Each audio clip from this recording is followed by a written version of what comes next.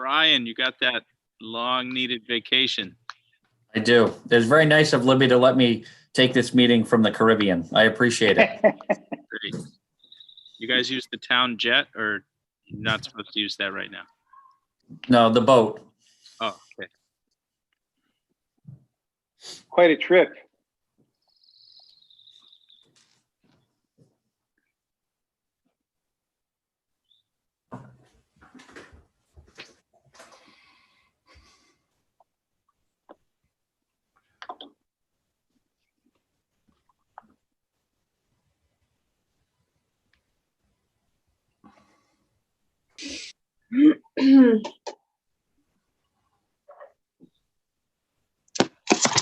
Whoa, okay.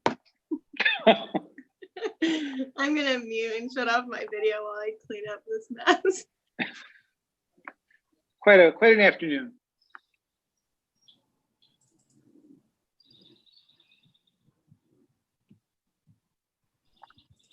Hello, Joe.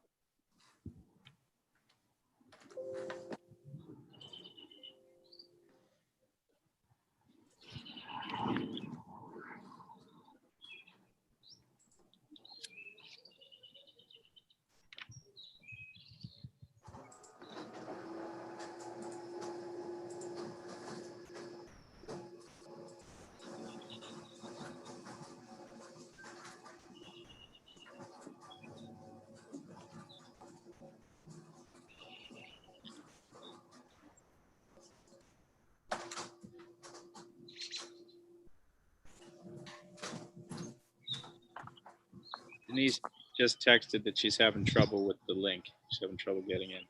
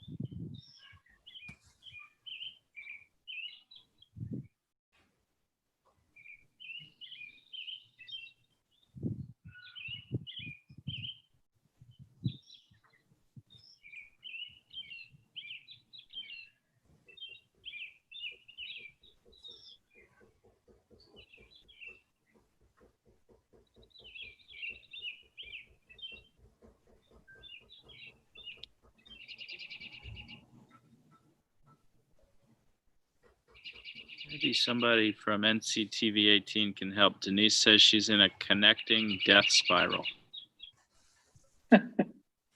Just says she's connecting and then it doesn't connect and then kicks her back out again and she has to try over.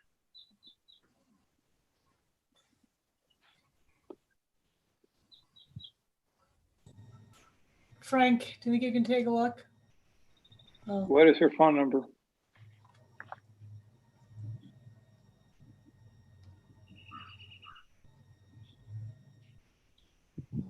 Is this being brought? I guess it doesn't matter. Do you want me to?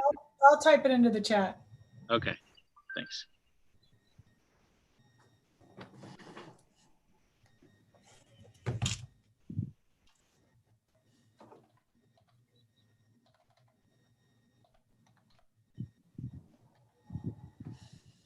She's asking us to start without her, which is fine, or we can give her a few more minutes. What does everybody want to do? You have a quorum?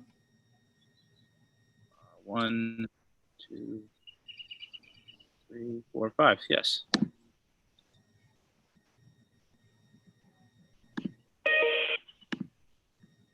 Go ahead, Steve. Okay. I'm just trying to pull up the agenda here.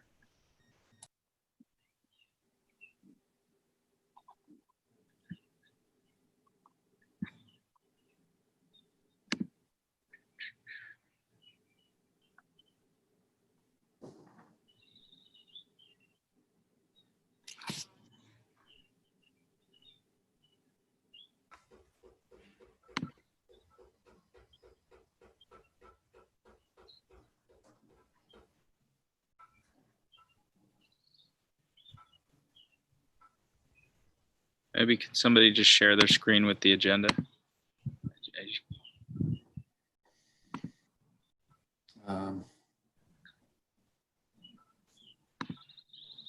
Yeah, hold on.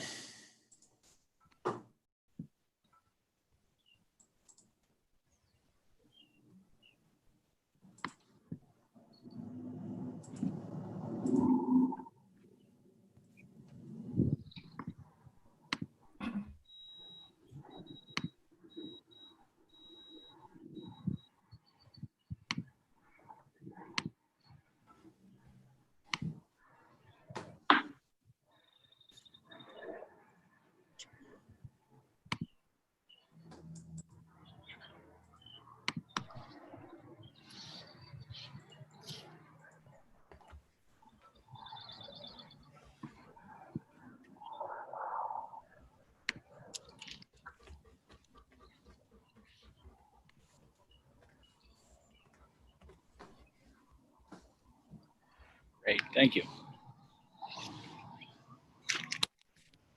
Okay, so the time is now 2:07, and I am calling the meeting of Nantucket Town Finance Committee to order for June 2nd, 2020. I don't have a copy of the audio video announcement. We are being remote participation.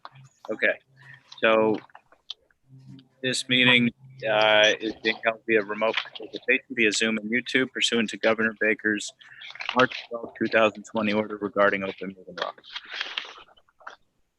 Information regarding the open meeting law can be found on the town's website, and I imagine on the state's website too.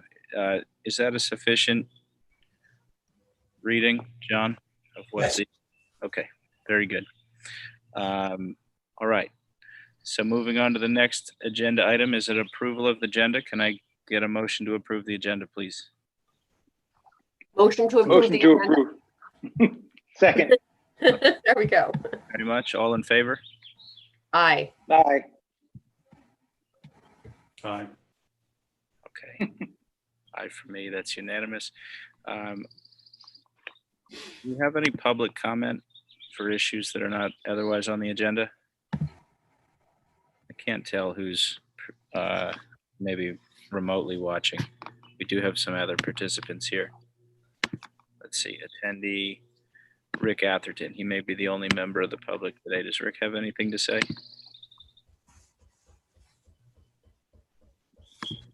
I don't know how to tell if he does. Does anybody see anything? No. Okay. So now we have adoption of minutes for meetings, and we have quite a large number of them. Has everybody had a chance to read them, I hope? Yes. Yes. Yes. So why don't I start by asking if we have any call outs? Does anybody have any edits or corrections they want to make?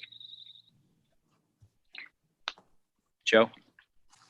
A pretty minor one, and I think Ally may have fixed this. On the January 21st minutes, the dates were all 2019. I don't know if Ally fixed those. That was sort of the one thing that I noticed.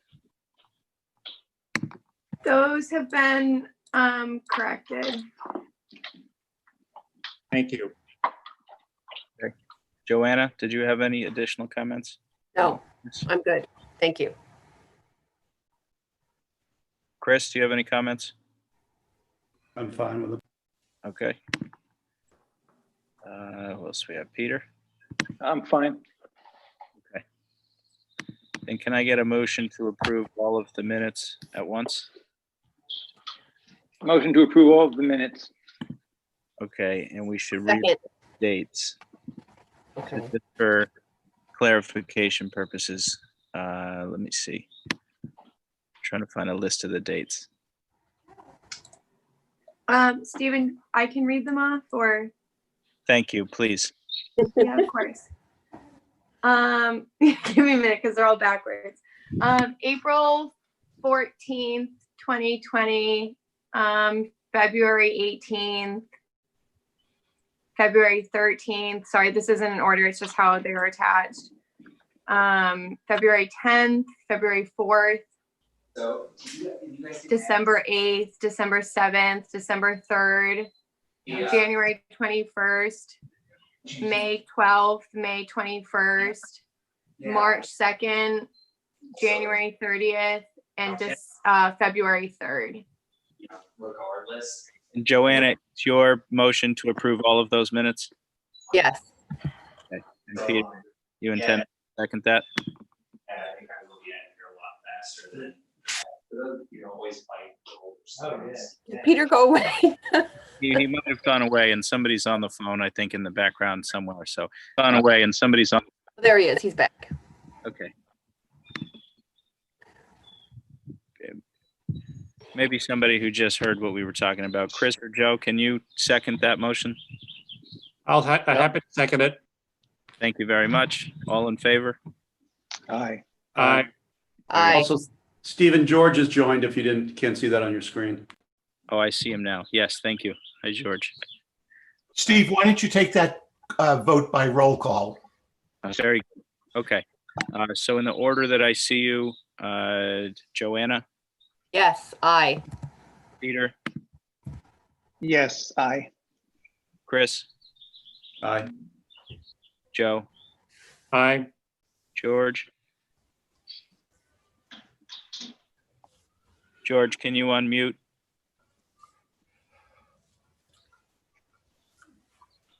Aye. And it's an aye for me. Thank you very much. I know that was a big backlog of minutes to work through, so I appreciate everybody who had a hand in getting that. George. Let's see. So now deliberation and ruling on amended articles. Brian, do you want to take over and walk us through what the amendments are that were? Sure, I'm going to stop sharing at this point for the agenda. Is that okay? Yes, thank you. I think that the town manager, Libby, was going to go through the document that you all had, which was the pared down warrant, excuse me. And after she's gone through that, I'll take you through the revised motions.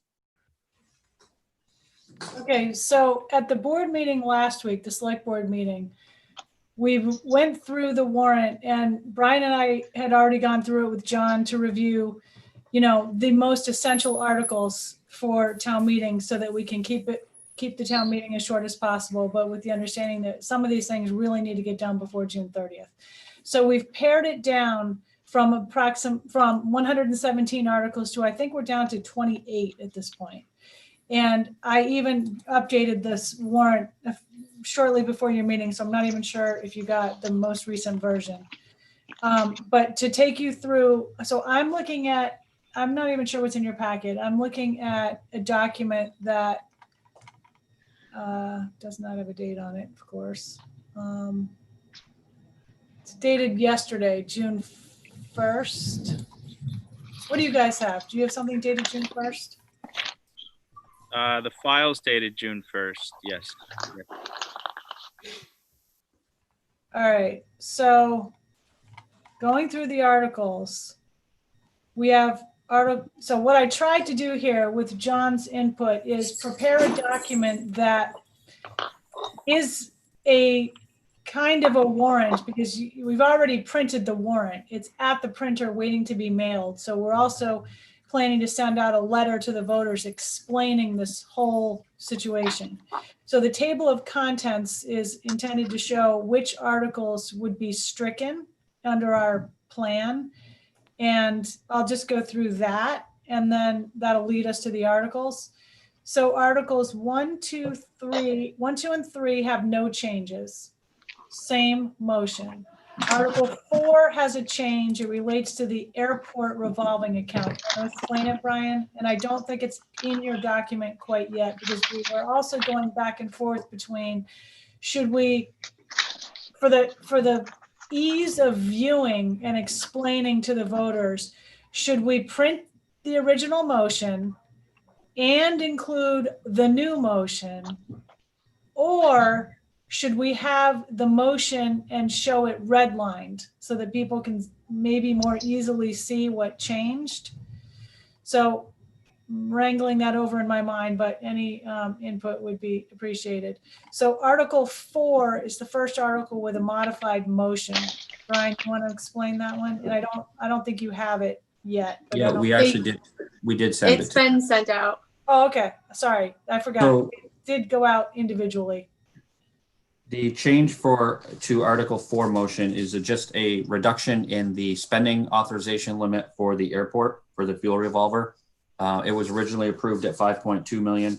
They do not believe they'll collect anywhere near that next year or during next fiscal year, fiscal 21. So they have asked, and the Airport Commission has already voted to recommend a reduction to 2 million for that revolving fund. So that's the change in Article 4. Any questions about that? No. Okay. Article 5, the reserve fund, there's no change there. Article 6 is likely to have a change. Brian can go over this, but we are trying to wait till later in the fiscal year, such as it is, a couple of more weeks, to see if there are any other last minute end of year transfers. That's correct. So what I had proposed to the town manager was that we, and I discussed it with the FinCom chair as well, is that we hold Article 6, excuse me, the recommendation of the revised motion until the 23rd meeting to ensure that we would have time to capture as much as we can that may need to be transferred before the end of the fiscal year, because it'll be our one opportunity to use free cash if we needed to. So I've made the recommendation that we hold that motion and that change until the 23rd to ensure that we've captured everything that we want to take care of at the annual town meeting.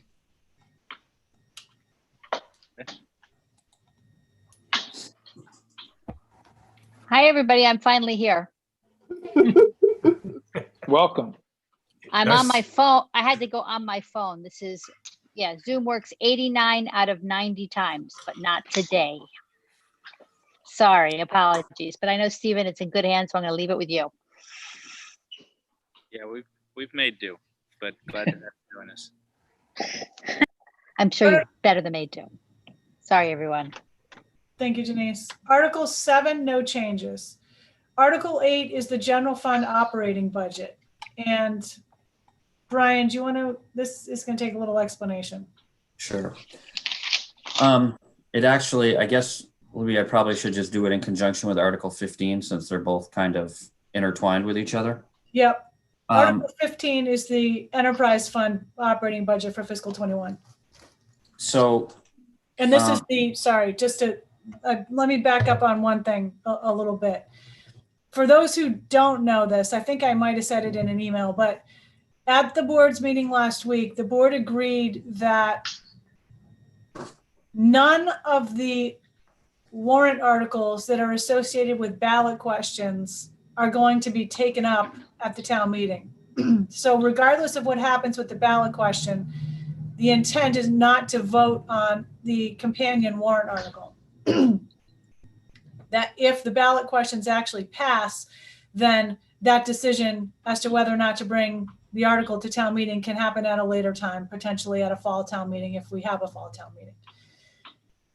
This leaves an issue with the island home budget, but I think Brian has an approach. Okay, thank you, Libby. So as Libby mentioned last week, the select board, we had a lengthy discussion on what would happen if the ballot question for the override were to pass and how would we manage it. And we couldn't use levy capacity within or a raise and appropriate approach with the island home because if the ballot question on the override were to pass, it would automatically become override dollars because of the way that we had done it. And so the board instructed us to come up with a different solution to fund that. One of the solutions that was kind of briefly discussed was, well, we could fund it this year with free cash. So we've talked about it and I've looked at it a couple different times and tried to come up with a solution that works without completely eliminating almost all of the free cash between the general fund and our island home.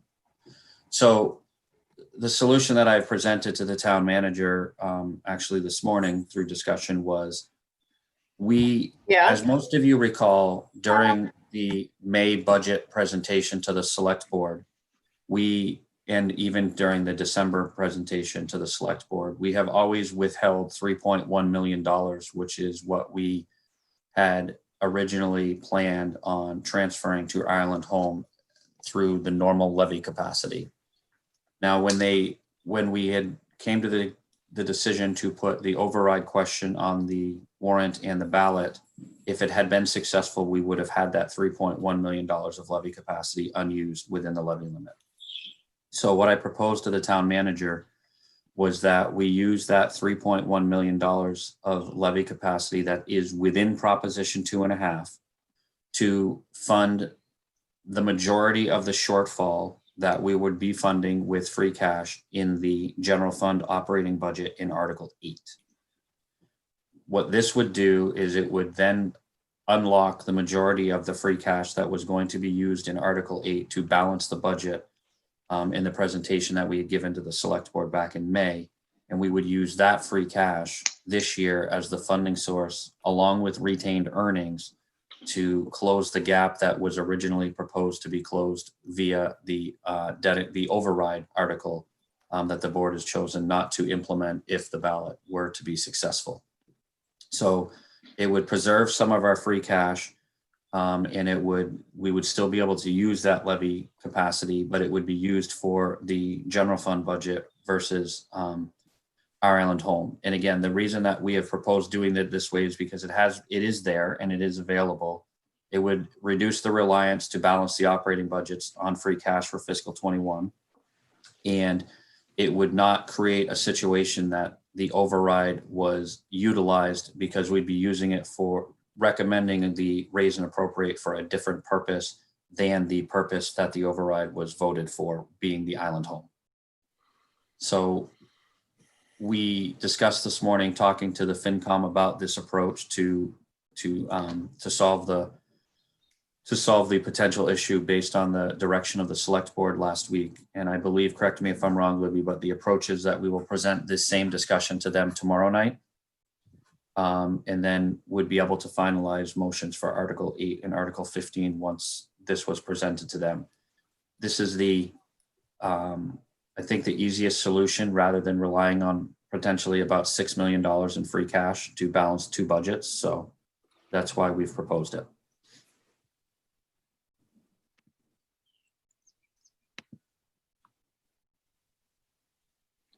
I see Chris has his hand up.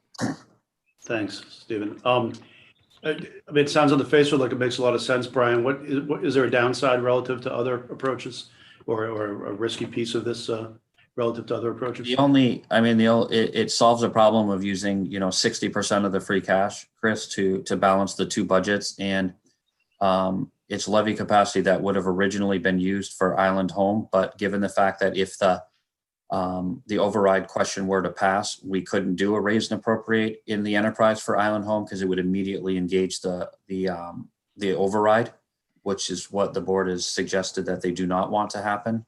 So this is the approach that would minimize free cash and still balance all of the budgets. Thank you. I guess I'll go. I'm just sort of curious so the select board, is the presumption is that these override articles on the ballot will not pass, and so why take the risk at the town meeting since it follows the ballot? Go ahead, Libby. I'm sorry. Feel free to add. I think that may be a presumption, but I think the overriding concern was that we if any of the ballot questions did pass, then some of them would necessitate extensive, possibly discussion at town meeting. And there were a couple of objectives. One, reduce the amount of time we're all together at a town meeting. And two, consideration for the taxpayer in this very difficult time where a lot of people don't have jobs and reduced work, and to try to lessen their financial burden as much as possible, just, for now. Got it. Yeah, I mean, I would say that, sorry, Joe, I didn't mean to interrupt. I would just say that reducing the debate at town meeting as much as possible would seem to be a really important objective. I agree. I agree with that too. It just that it strikes me as if it passes at the ballot, you have sort of a pretty strong, I mean, it's a moot issue, but it certainly seems to me you'd have a pretty strong argument that the voters had already approved it. So why argue about it at town meeting? But Well, yeah, I it's sort agree. of a quirk of the circle. I think we just don't know how much it would get argued or not at town meeting, but it can always be put on the next town meeting.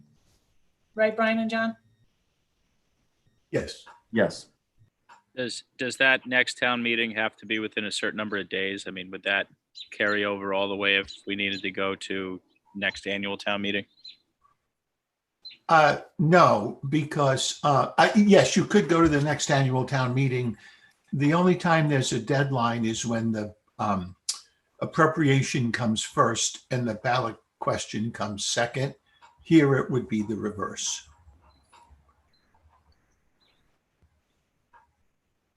Great. Can I ask a question? We're still going to call the articles, so it's possible that this article would not get called, in which case it would be voted in accordance with its recommendation. Well, I would think, correct me if I'm wrong, Libby, but I would think that you would want to call both of these articles in order to make these corrections. And if there's any correction at all in the essential articles, they will have to be called. Yeah, and so called with the different motion. We can't do a technical amendment to the Finance Committee's motion like we have in the past. Well, we can, and that is one of the things that Brian and I have talked about. We were just, again, thinking that we want to reduce any potential for extended discussion on this. And we thought that this might be controversial. So if we have a different way to go, that would get us through, then do that. Let's do that. But it's, I think to answer that part of the question too, Sarah, was that after we talked to the select board, the plan was to have a FinCom meeting on Friday to approve the revised motions for Articles 8 and 15, which would present those as the way that they're being recommended, so that hopefully there won't be another technical amendment to them or need to. So if the select board endorses kind of this recommendation that I've made to the town manager, then we would write the motions with that recommendation within them and make those revisions like we have to the other articles to those and have them adopted by FinCom in advance.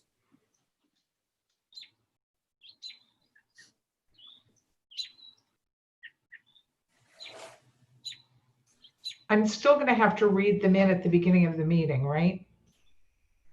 They won't, will they have been made available to all the voters?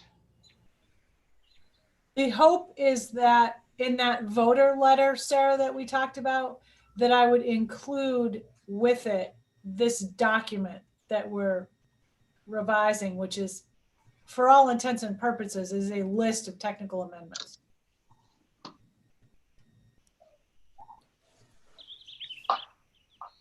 So I have a question.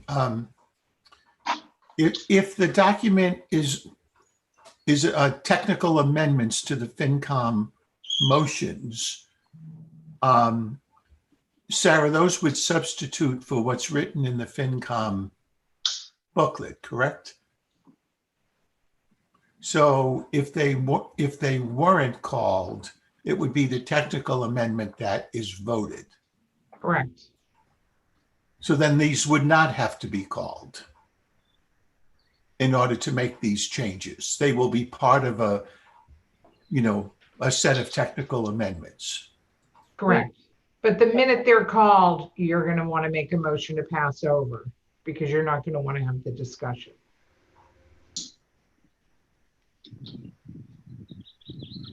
Well, if they're called, we would still have to vote them because they're essential articles, right? Right. We're only voting the essential articles. Correct. I was thinking of the Our Island Home article in particular, but yeah. Okay.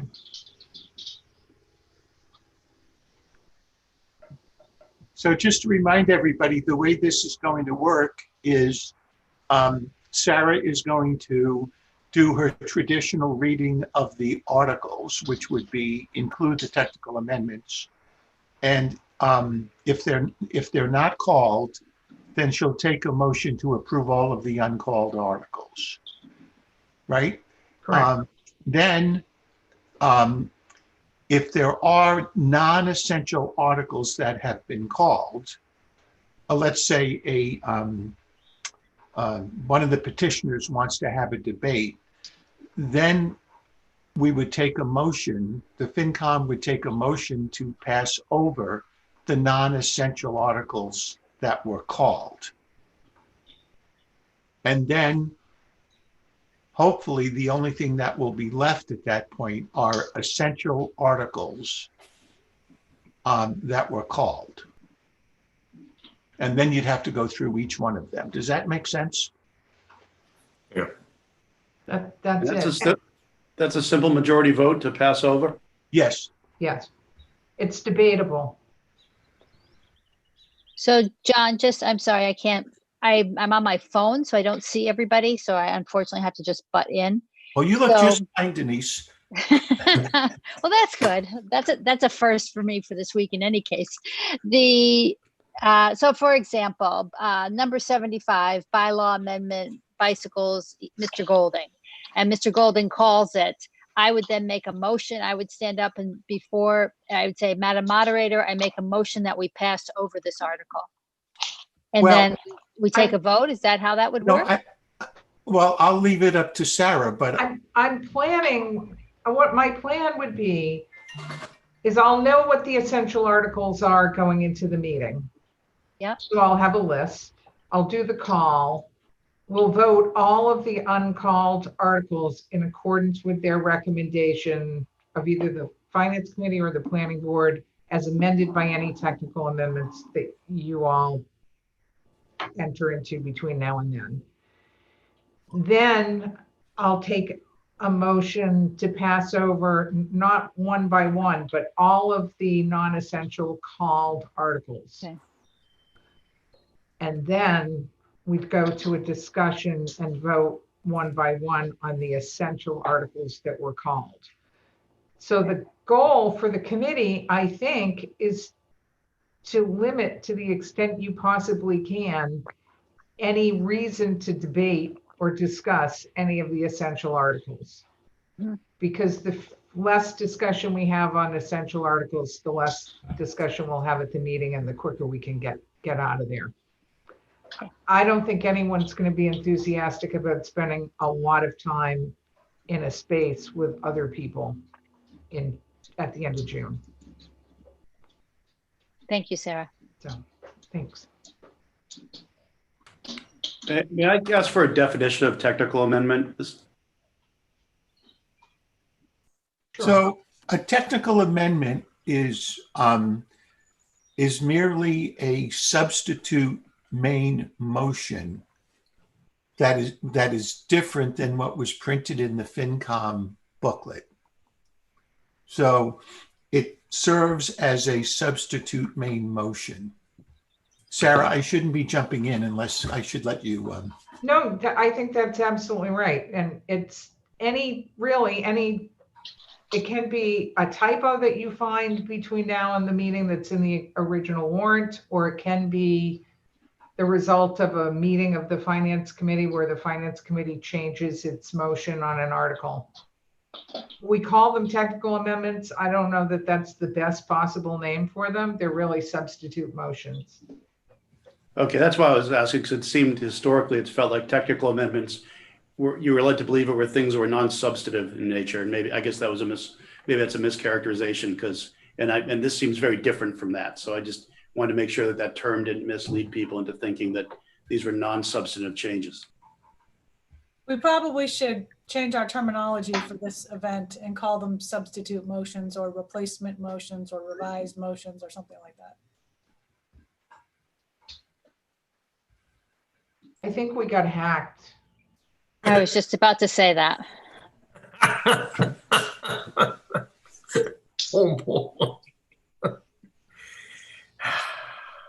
You know, it's interesting. I wasn't asked to enter the password when I signed on. Yes, Snyder was I. Yeah, if you have a copy of the link, then the password's built into the URL. That's why- Is there a protocol here? Should we be shutting this down right away? Is this being, or I guess it's just in the chat, so it's not publicly seen? Frank, can you please deal with this?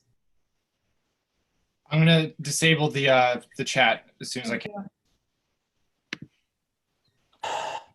We got to figure this out because this happened the other night too. This is. Don't look at it. I'm gonna. I cannot look at it. Yeah, we'll close our eyes. Wow. It's really sad. Yep.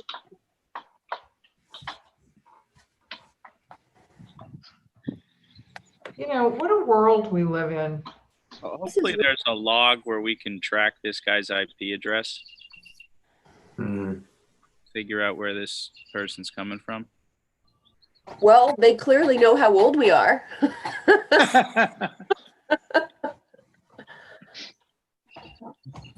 To just jump for a second, well, yeah, thankfully that's off the screen now. Were you able to approve all the minutes before I joined? Yes. Yes. Stephen, Yes. yay, thank you. They are still hearing us. Yes. Okay. We're on television, so that's not surprising. Oh, there's a name. Yeah, John O'Brien. Yep.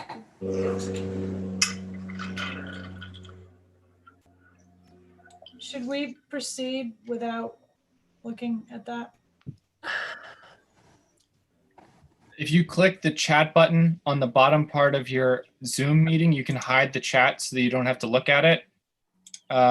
Unfortunately, it still gives a little update box. Yeah. Would you prefer that I end this meeting and then immediately create a new one, and that new meeting will not have a chat? Yeah, I would. Yes, I'd make that please. motion. This is Second. So will you send out a new invite, Frank? Yeah, I'll send out an invite to all the people, but you're gonna have to give me about 10 minutes. Is Very that good. okay? Yeah. Okay, thank you. And send it to my Gmail, please, Frank. Will do. Thank you. So we're all disconnecting? Yes. Yes. Yes.